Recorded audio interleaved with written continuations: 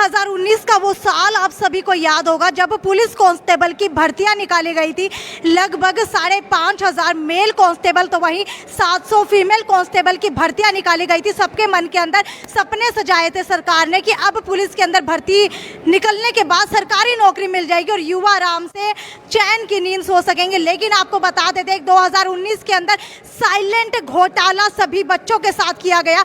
अब 2019 के बाद 2022 लग गया, लगभग 4 साल का समय हो चुका है, लेकिन अब तक उन सभी की भर्तियां निकालने के बाद, पेपर होने के बाद, फिजिकल होने के बाद भर्तियां नहीं करवाई जा रही। एक बहुत बड़ा घोटाला सामने आया जिसको लेकर के आज हरियाणवी कलाकार केडी मेरे साथ पहुंचे, तो चलिए उनसे जाकर के बात करते हैं।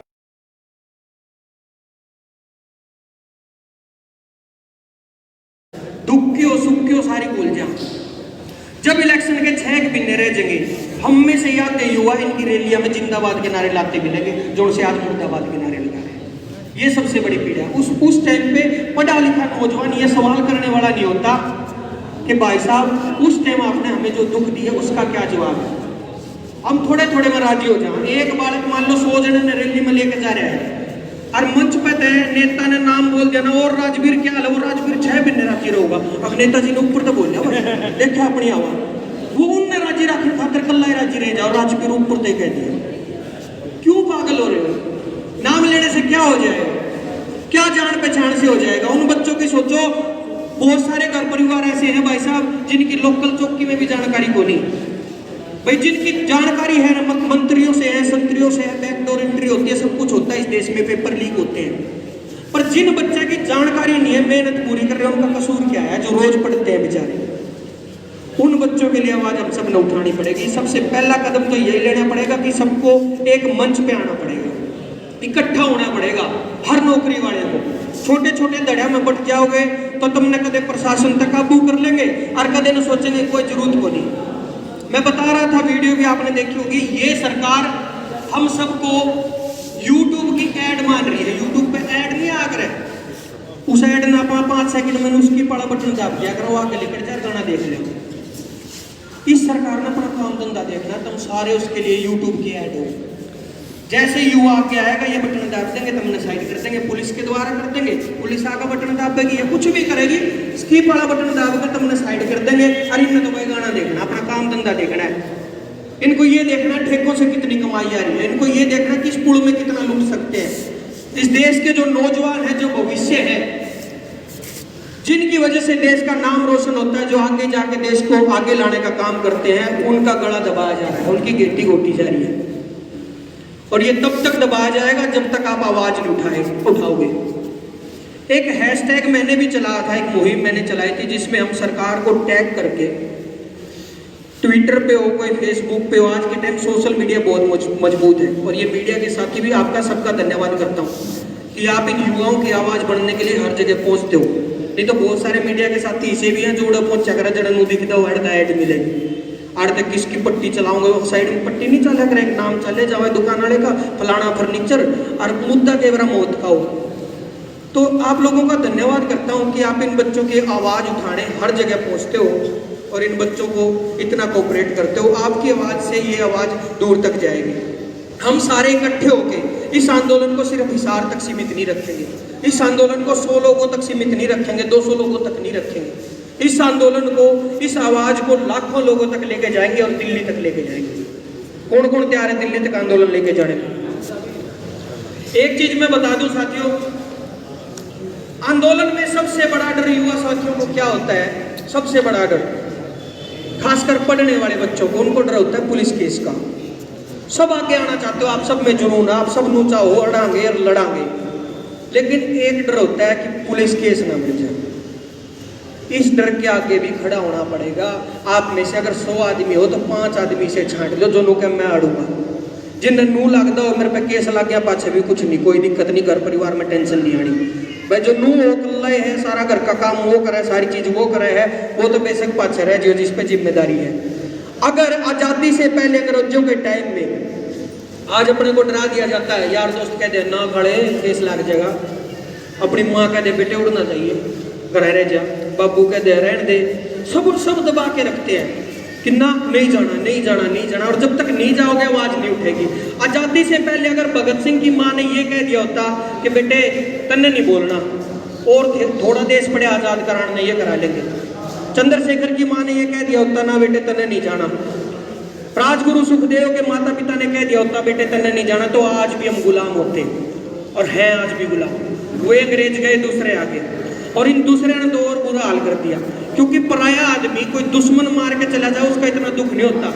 जब खास आदमी, खास का मतलब इसीलिए कह रहा हूँ, जिनकी रैलियों में हमने नारे लगाए, जिनके जयकारे लगाए और जिनसे उम्मीद थी, आशाएं थी, जब खास आदमी पीठ में खंजर मारता तो डबल दर्द डबल होता है, पीड़ा ज्यादा होती है। आज वही पीड़ा है, ज्यादा से मैं आपका नहीं लूंगा। यही बात मैं कहना चाहता हूँ, आज से यहाँ से डिसाइड करके चलेंगे आगे की तैयारियां। सिर्फ धर्मशाला तक बात नहीं बनेगी, यहाँ रुकने तक बात नहीं बनेगी, सिर्फ हिसार शहर से बात नहीं बनेगी, सिर्फ 200 लोगों से बात नहीं बनेगी। इस चीज को लाखों तक लेके जाएंगे, पूरे हरियाणा को एक साथ लेके आएंगे, और जितने भी पीड़ित बेरोजगार युवा हैं उन सबको एक साथ लाकर इस चीज की आवाज उठाएंगे। आप सबका इन शब्दों के साथ धन्यवाद करता हूँ।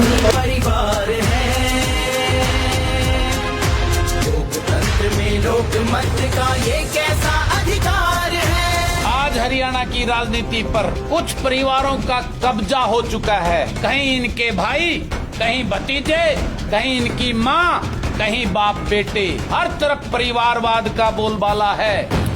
इनको आपके बच्चों की चिंता नहीं है, इनको अपनी औलाद को राजनीति में मंत्री और मुख्यमंत्री बनाने की चिंता ज्यादा है। तो क्या आप चाहते हैं कि राजनीति में आम हरियाणवी के घरों से योग्य और नई सोच वाले युवा आगे आए और राजनीतिक घरानों की लूट की दुकान बंद हो? तो इस लड़ाई में बलराज कुंडू का साथ व सहयोग देने के लिए 7834-800-800 पर मिस कॉल देकर जनसेवक मंच से जुड़िए। यही है जो युवाओं की पीड़ा है, जो दर्द है, उसकी आवाज को उठाने के लिए इन भाइयों ने, छोटे बड़े जो भाइयों को ये भरोसा हुआ कि केडी भाई आएंगे तो हमारी आवाज़ बढ़ेंगे, और मेरी जिम्मेदारी भी है। जब जब ये जिम्मेदारी लगाएंगे, चाहे इससे पहले भी जहाँ भी मेरी ज़रूरत पड़ी, आम घरों के परिवारों को, बच्चों को पड़ी, या जहाँ मेरी जिम्मेदारी किसान आंदोलन में लगाई, जहाँ जहाँ जिम्मेदारी मुझे लगी मैं वहाँ पहुँचा हूँ और आगे भी पहुँचता रहूँगा। और आप सबका भी धन्यवाद करता हूँ, मीडिया के साथियों का भी, कि आप सब आए और इनकी आवाज़ को दूर तक लेके जा रहे हो। मुद्दा आज का है पुलिस की भर्तियों का। 2019 में सरकार ने इनके साथ एक धोखा कर दिया था, साइलेंट धोखा, जिसका बेरा नहीं लग गया। इनने, इनका नूर रह गया कि धोखा नहीं है, नहीं है, नहीं है, वफा होगी इसमें, लेकिन वह वफा हो ही नहीं। बाट देख कर जब अंदर तक इनका पीड़ा होगी, जब ये भर गए भीतर तक दुखाते हैं, जब इन नन्नू लागने लग गया कि ईब घर के भी हार मान जाएंगे और हम भी हार मान जाएंगे, उस टाइम सारे तपती दोपहरी में, तपती गर्मी में आवाज़ बन के बाहर घरों से निकले हैं। और ये पसीना गवाह है इन सब का। इस पसीने का ब्याज समेत सरकार को देना पड़ेगा, इसका रिटर्न उनको देना पड़ेगा, क्योंकि ये पसीना बहा के वापस घरों को लौटने वाले नहीं हैं। जितने भी साथी यहाँ आए हैं और आने वाले टाइम में साथ आएंगे, वो इस पसीने का एक एक बूंद का हिसाब सरकार से लेंगे। सरकार से हाथ जोड़ के अपील करता हूँ, इस पसीने को खून की तरफ मत लेके जाओ, इस पसीने का जवाब दो और इन बच्चों को नौकरियाँ दो, इनकी बेरोजगारी दूर करो, जो वादे किए थे वो पूरे करो। केडी भाई, जो सीईटी का एग्जाम है उसकी भी डेट बार बार एक्सटेंड कर रही है गवर्नमेंट, तो बच्चे उसकी भी तैयारी कर रहे हैं, लेकिन जैसे जैसे एक्सटेंड हो रही है तो इनका हौसला टूटता जा रहा है, तो उसके बारे में क्या कहेंगे आप? हौसला हमेशा टूटेगा। अगर आप कोई भी गेम करवाते हो, 2 बालक कुश्ती करवा दो आप, और उन बालकों ने पूरा जोर ला दिया, आखिरी में आकर कह दो रुकियो रे, एक बार कोई चीफ गेस्ट आ गया, दोबारा शुरू करियो, फिर वो दोबारा शुरू करो, फिर कह दो एक और आ गया भाई नेताजी आ गए, दोबारा शुरू करो, 4 बार उनका जोर लुआ के आखिरी में बच्चे हार जाएंगे, आखिरी में उनका दे हमको नहीं खेलते भाई। तो इन बच्चे के लिए वो एक काम हो रहा है कि हमको नहीं खेलते, हम तो लड़ांगे सरकार से और जवाब लेंगे इस चीज़ का। इन बच्चों को बार बार परेशान किया जा रहा है। और मेन बात क्या है कि बार बार अगर तारीख मिल रही है किसी भी एग्जाम की, उसका इश्यू ये है कि ये बच्चे आम घरों से हैं, खर्चे भी होते हैं भाई साहब, कोचिंग सेंटर में पढ़ने भी जाते हैं, रोज़ भाड़े तोड़े भी लागे, खर्चे भी हुए, तो परिवार सक्षम नहीं है रोज़ इतना खर्चा लगाने में। वो उम्मीद में थे कि साल भर बालक ना पढ़ाऊंगा और नौकरी लगेंगे, लेकिन वो चीज़ों का रिजल्ट मिल नहीं रहा। केडी भाई, अभी तालू काम की बात करते पवन भाई के साथ जी, और बताया जा रहा है कि फिजिकल में भी बहुत एक्सपर्ट था वो, उसके बाद ओवरएज होने से मतलब दृढ़ निश्चय टूट गया और भाई ने सुसाइड कर लिया, उस बारे में क्या कहेंगे? यही कहूँगा, उसके घर पे आप जाके देखोगे तो खूंटियों पर टंगे तो मेडल रह गए भाई साहब, और कमरे में कोण में दरिया तिरंगा रह गया। उस बच्चे को सच में बहुत प्यार था और वो देश सेवा में जाना चाहता था, फौज में भर्ती होना चाहता था, उसकी और कोई इच्छा नहीं थी। जैसे दुष्यंत जी ने बोला भाई और मौके वो होते और कितने चला जाता। शुक्र है दुष्यंत जी अर्जुन के गुरु नहीं थे महाभारत के टाइम में, नहीं तो उस टाइम अगर अर्जुन ने पूछ लिया होता ना कि तीर कहाँ मारना है, शायद दुष्यंत जी ये कह देते भाई आँख में मारना हूँ तो बाकी देख लिए पूंजड़ पाजड़ में बिठा वो शायद उस टाइम पे ये भी कह देते और अर्जुन का टारगेट भी भंग कर देते। तो उस बच्चे का टारगेट भंग कर रहे हैं, उस बच्चे की उम्मीद खत्म कर दी सरकार ने, उसको आत्महत्या तक ले जाके, और फिर ऐसा बयान देना कि और बहुत मौके थे। अरे देश सेवा का जिसका जुनून है वो वही करेगा जिसने डॉक्टर की तैयारी कर रखी है और उसने आखिरी में आप आकर कह दो कि ना डॉक्टर नहीं बन पाया तो चुनाई का काम सीख ले, कोई बात थोड़ी है। जिसकी चीज़ की जिसने तैयारी करी है वो उसी में जाएगा। पवन को उप मुख्यमंत्री साहब ने ये कहा कि भाई मतलब भाई फौज की भर्ती में नहीं तो पुलिस की भर्ती में चला जाता, पुलिस की भर्ती खातर हम 3 साल तक वहां डल लाग रहे, हमारी भर्ती कर दो। 2019 तक भर्ती चल रही है, 2019 तक, 2020 गया, 21 गया, 22 आ रहा है। दिसंबर में पेपर हुआ था, दिसंबर 2021 में, जनवरी में फिजिकल होली, फरवरी में इनकी डॉक्यूमेंट वेरिफिकेशन होली, उसके बाद चेयरमैन साहब कहने लगे थे भाई फरवरी के लास्ट तक रिजल्ट दे देंगे, फिर बोले मार्च तक दे देंगे, फिर बोले अप्रैल तक दे देंगे, मई आ गई रिजल्ट नहीं आए तई। अब आगे की क्या रणनीति आपकी? अगर 11 तारीख को तो पेशी पे अगर हमें 11 तारीख को हमारा 11 तारीख को जो कोर्ट की डेट अगर वहाँ परिणाम नहीं मिलता है तो हम इस आंदोलन को बड़ा करेंगे और पंचकुला एचएससी चेयरमैन ऑफिस के सामने जाके अल्लाह बोल करेंगे और वहाँ सरकार को जाके चेताएंगे कि बीच तो रिजल्ट दे दो, परिणाम दे दो, नहीं तो ये बेरोजगार का अल्लाह बोल इस सरकार की कमर तोड़ देगा, कमर। आपको क्या लगता है 11 तारीख को ये मामला निपट जाएगा कोर्ट में? भाई पांचवी तारीख चल रही, 5वीं सुनवाई चल रही है, या पहली में क्या इसमें कर देंगे, दूसरी में क्या इसमें कर देंगे, माना तो थोड़ा कमजोर लागे, 5वीं में भी को नहीं करते हैं, और जब 5वीं में भी नहीं करी ना फिर तो भाई सरकार का और एचएससी चेयरमैन साहब ने उड़े जाके मुद्दा मारेंगे। भाई लड़कियों के रिजल्ट के बारे में आपका क्या कहना है, जो रिजल्ट रिवाइज होना है? लड़कियों के रिजल्ट में क्या करा भाई, परसेंटाइल फॉर्मूला लगा के ना एक्स्ट्रा मार्क्स जोड़ दिए, वो सारा सिस्टम चेंज कर दिया, 2 अलग एंटाइटीज एक साथ जोड़ दी। भाई आप पानी में तेल मिला दोगे कि वो नहीं मिल सकता, 2 अलग एंटाइटीज जोड़ के रिजल्ट दे दिया, वो सारा रिजल्ट गपला हो गया। उसमें उसी छोरी ज़्यादा बाप भी अंदर आ गई जिनके पास एक्स्ट्रा नंबर ज़्यादा थे, वह छोरी सारी बाहर रहेगी जिनके एग्जाम में नंबर ज़्यादा थे। तो ये के रिजल्ट है, के परिणाम है। ये मान लिया भाई चेयरमैन साहब ने माफ़ी मांग ली, खट्टर साहब ने माफ़ी मांग ली कि हम इसमें संशोधित करांगे, लेकिन कब करोगे संशोधित? है 5वीं तारीख जाली, तीसरा भी न ऊपर को टपन वाला हो रहा है, लेकिन कद कितनी बार देखा ओवरेज होने लाग रहे हम, हमारी उम्र जान लाग रही है। न्यू सीईटी में कर दिया, सीईटी के अंदर जो फरवरी 2020 में सीईटी का जो ये विभाग था ये बनाया गया था, उस 15 जनवरी 2020 को, लेकिन तब से लेकर 2022 के 2 साल हो चुके हैं। कह रहे थे उसके अंदर भर्तियों को हमें उसके अंदर सारी भर्तियां करेंगे, 18 भर्तियों 18 के 18 भर्तियों के मेरे नाम याद है, 9888 पद सारे वापस ले लिए, नुका के सीईटी में करांगे। ईब सीईटी की पॉलिसी दे दी, उस पॉलिसी के अंदर ना तो एग्जाम डेट है, ना डिटेल्ड सिलेबस है, ना न्यू बता रहा क्या भाई सीईटी का डी का न्यारा लेवांगे, सी का न्यारा लेवांगे। इब एचटेट भी तो एक एलिजिबिलिटी टेस्ट है, तो सीटेट भी एक एलिजिबिलिटी टेस्ट है, उसके अंदर मार्क्स किस नाम के जोड़ो आप। अगर आपने एक्स्ट्रा मार्क्स जोड़ने हैं तो दूसरे पेपर में जोड़ो, ये पहले पेपर में जोड़ने लाग रहे हैं। सीईटी में भी सारा सौदा सीईटी का नाम लेकर ना या सरकार सारा सिस्टम में बरगला रही है। 2024 की बात देखें, 2024 का इलेक्शन नजदीक लागेगा, जज जाके कोई 2-4 भर्ती करेंगे और फिर कह देंगे वोट दो, इस सरकार ने इतनी भर्ती करी। 2014 से लेकर 2022 आगे लगातार 8 साल हो गए, आज लेकिन सरकार पे 1 लाख भर्ती नहीं हुई है। जाग गया है केडीवाई के साथ, अब आगे की क्या रणनीति रहेगी? हम बच्चों की आवाज कोई नहीं सुनाई देता भाई, हमको हमारे भाई साहब हैं जो या भी और भी नेता हैं जो हम उनको सबको वहां जाके उनको बताना पड़ता है कि हमारे साथ ये दुर्भाग्य हो रहा है, ये घटना घट रही है, तो वो जाके आवाज उठाते हैं, तब जाके हमारी आवाज सरकार तक पहुंचती है, तब वो सुनाई करते हैं, थोड़ी बहुत, नहीं तो सुनाई नहीं करते। अब हम केडी भाई साहब के इसके साथ केडी भाई साहब के साथ लाग के ना और इस आंदोलन को हम आगे बढ़ाएंगे। मैं तुम्हारे साथ लग के बढ़ाऊंगा भाई, तुम मेरे साथ। हमारे भाई साहब केडी भाई साहब हमारे साथ। अब आपके पास एक पार्टी का समर्थन है, आम आदमी पार्टी के स्टार प्रचारक के रूप के अंदर आप काम कर रहे हैं, तो पार्टी का आपको कितना समर्थन, और क्या हरियाणा के अंदर आम आदमी पार्टी के साथ आप लग करके एक विपक्ष की भूमिका निभाएंगे? बिल्कुल, पार्टी का पूरा समर्थन है, और पार्टी से जहाँ जिस भी मुद्दे पे मेरी बातचीत हुई, पार्टी ने हमेशा खुल के बोला है कि हमारे जितने भी कार्यकर्ता हैं इन बच्चों की लड़ाई में हर जगह खड़े मिलेंगे, जहां ये आदेश करेंगे, जहां ये बुलाएंगे। हमारी पार्टी की, हमारी टीम के, हमारी संगठन के हर बंदा आपको मौजूद मिलेगा हर आंदोलन में। क्या कोई आपने स्ट्रेटेजी बनाई है हरियाणा के अंदर कि बच्चों को रोजगार कैसे दिलवाया जा सके बीजेपी के विपक्ष में रह करके?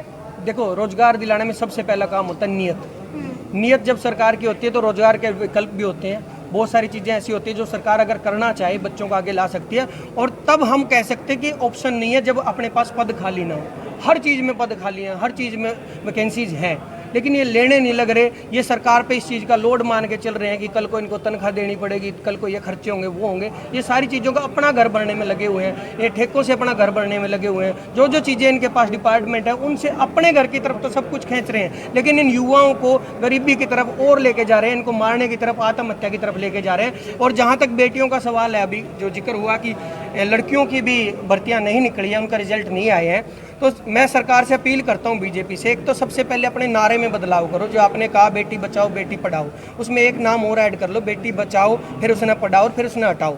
ये नारा आप कंप्लीट लेके आओ जो आप व्यवहार इन लड़कियों के साथ कर रहे हैं। जी 3D भाई, एक ना ऐसे कराया जाता था, आप भी मेरे वाकिफ रहेंगे, माई ड्रीम। जी अब बच्चा माई ड्रीम कहता, my dream is doctor, my dream to become a police inspector, my dream to become a IAS। तो ये माई ड्रीम को कैसे आप कन्वर्ट करेंगे, मगर आज वो कुछ दिख नहीं रहा है। अब तो सरकार ने ऐसे हालात पैदा कर दिए हैं, आने वाले टाइम में बच्चे ये कहने लग जाएंगे माई ड्रीम इज बस मैं जी लूँ, इतना ही बहुत है। आने वाले टाइम में ऐसे हालात इन बच्चों के कर देंगे। किसी के घर परिवार में जब उम्मीद है एक रोजगार की, किसी ने अपने बेटे को पढ़ाया लिखाया, खर्चे किए हैं, और जब आखिरी उम्मीद एक बाप की ये होती है कि आज तक मैंने जो लगाया ये मेरा बेटा कमा कर ले आऊगा, ये भी इस घर में मेरा बेटा संभालेगा, और उस बेटे को बेरोजगार करके उस पर खर्चे का बोझ डाल के, पढ़ाई का बोझ डाल के ये सरकार जब नौकरियों से नकार देगी तो वो एक तरह से उनको हत्या की तरफ लेके जा रही है सरकार। उस चीज़ के लिए मैं अपील करूँगा कि इन बच्चों की सुनवाई करें और इनके जो ड्रीम है उनको पूरा करें। जो जो इच्छाएं इन्होंने रखी हैं, पढ़ाई करते टाइम, जो लिखते टाइम, पेपर देते टाइम जो ये सोच के आए थे कि जब पेपर से बाहर निकलेंगे कुछ टाइम बाद रिजल्ट आएगा तो हमारे शरीर पे भी वर्दी होगी, फौज की होगी, पुलिस की होगी, भाई हम भी ज्वाइन करेंगे, कितने टाई लाकर दफ्तर में जाऊंगे, वो सारे अरमान इनके मार दिए। ये बेचारे अंगोछे गिर गिर के गर्मी में, धूप में, पसीने में, इशार में। भाई आप इस अलायंस को कैसे देखते हैं, जेजेपी और बीजेपी को, क्योंकि डिप्टी सीएम भी खुद युवा है 33-34 साल के, तो वो क्या इन बच्चों की बेरोजगारी के मुद्दे को समझ नहीं पा रहे हैं क्या? इस अलायंस को सबसे पहले तो धोखे के तौर पे देखता हूँ, क्योंकि इन्हीं में से बहुत सारे युवा साथी हैं जिनको उम्मीद थी कि जेजेपी आएगी, दुष्यंत जी आएंगे, और बहुत नारे भी लाए थे भाई ताऊ देवीलाल का दूसरा रूप है, पर पता नहीं था बहरूप है। जब वोट दिए इन लोगों को उम्मीद थी कि बीजेपी को हटा के हम नई सरकार लेके आएंगे जेजेपी, और जेजेपी आएगी तो हम युवाओं की सुनेगी, क्योंकि दुष्यंत जी ने बयान दिया था कि 75% हिस्सेदारी नौकरियों में हरियाणा के युवाओं की होगी। वो उस चीज़ को भूल चुके हैं, उस नारे को भूल चुके हैं, अपने किए हुए वायदे को भूल चुके हैं।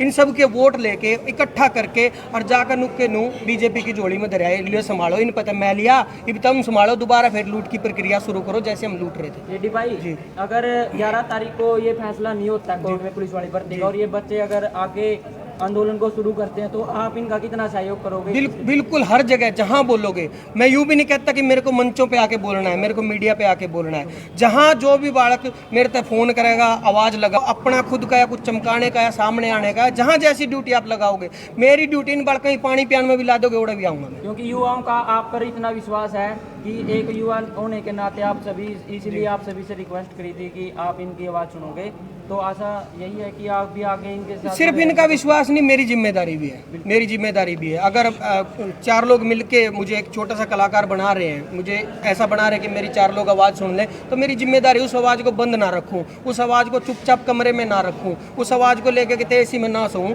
उस आवाज़ को बाहर लेके आऊं और उनकी आवाज़ बनूं जिन्होंने मेरी आवाज़ को मजबूत बनाया। सर आप कलाकार हैं, तो क्या इन बच्चों के लिए भी कुछ इस प्रकार का लिखेंगे ताकि जो आपके उस कला के माध्यम से जो एक मैसेज? देखो, गाना लिखने की खुशी तब होती है जब कोई खुशी का प्रोग्राम हो, कोई कार्यक्रम ऐसा हो।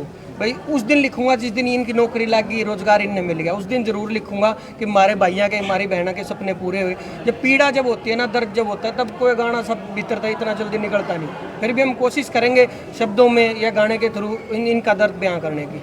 और तो ये हिसार की विश्वकर्मा धर्मशाला में पुलिस कांस्टेबल की भर्तियां निकलने के बाद सभी पेपर हो गए, लेकिन अभी तक ज्वाइनिंग नहीं कराई जा रही है। इसी को लेकर के आज बहुत बड़ा विरोध प्रदर्शन हिसार की विश्वकर्मा धर्मशाला में किया गया, जहां पर आम आदमी पार्टी के स्टार प्रचारक के रूप के अंदर केडी पहुंचे थे और केडी ने सभी को विश्वास दिलवाया है, जितने भी ये बच्चे हैं सभी को विश्वास दिलवाया है कि जहाँ पर भी उनकी ज़रूरत पड़ेगी वो सबसे आगे खड़े होंगे और इन बच्चों को आगे जा कर के यहाँ पर नौकरी दिलवाने के लिए भरसक प्रयत्न करेंगे। हालांकि अब आगे आने वाली तारीख को देखने वाली बात यह है कि आगे आने वाली तारीख को क्या कुछ होने वाला है। ये बताइए आगे कौन सी डेट को लेकर के आप क्या कुछ करने वाले हैं?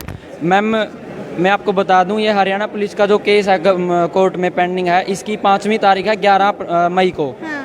और अगर इस सुनवाई पे भी कोई निर्णय नहीं आता है तो बच्चे आगे की बगावत के लिए तैयार हैं, और हम चाहते हैं कि इस महीने के अंदर एक दो सुनवाई है जो उसको फास्ट ट्रैक पे लाके 1 हफ्ते के अंदर ही दूसरी जो अर्ली हियरिंग करवा के सरकार इसको आगे बंद करे केस को। हरियाणा पुलिस कांस्टेबल का केस आखिरकार कोर्ट में चल क्यों रहा है?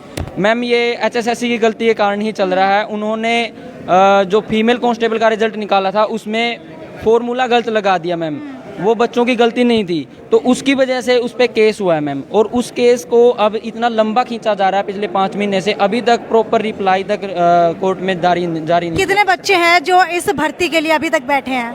मैम 5500 मेल कांस्टेबल हैं और लगभग 700 से 800 लड़कियां फीमेल हैं। और इसके लिए एज का क्राइटेरिया क्या है? मैम एज इसके अंदर आपकी 18 से 25 वर्ष तक ही है। 18 से 25 वर्ष तक है, तो आप लोग देख सकते हैं अभी जो है 18 से 25 वर्ष तक यहाँ एज का क्राइटेरिया रखा गया है। लगभग 5,500 के करीब मेल कांस्टेबल हैं और 700 के करीब फीमेल कांस्टेबल है जिनकी भर्तियां अभी तक नहीं कराई जा रही है। लेकिन अब 11 तारीख को एक और हियरिंग है कोर्ट के अंदर, उसके बाद देखने वाली बात ये होगी कि ये सभी बच्चे जो आज बेरोजगारी की दर के अंदर खड़े हैं, जिन्होंने पूरी मेहनत करके पुलिस कांस्टेबल का पेपर क्लियर कर लिया, फिजिकल क्लियर कर लिया, लेकिन इनकी ज्वाइनिंग नहीं हो रही है सिर्फ HSSC की गलती की वजह से। लेकिन नतीजा इन सभी बच्चों को भुगतना पड़ रहा है। आज इनको समर्थन देने के लिए हिसार में हरियाणवी कलाकार के रूप के अंदर प्रसिद्ध KD यहाँ पर पहुंचे थे। खैर अब देखने वाली बात यह है कि चुनौती एक दे दी गई है कि अगर 11 तारीख को इस हियरिंग के बाद इनका कोई भी समाधान नहीं निकलता तो हाई लेवल के ऊपर पूरे हरियाणा ही नहीं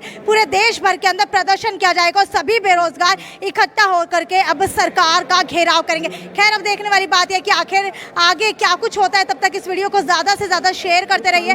ये थी साक्षी टोनी की रिपोर्ट। नमस्कार।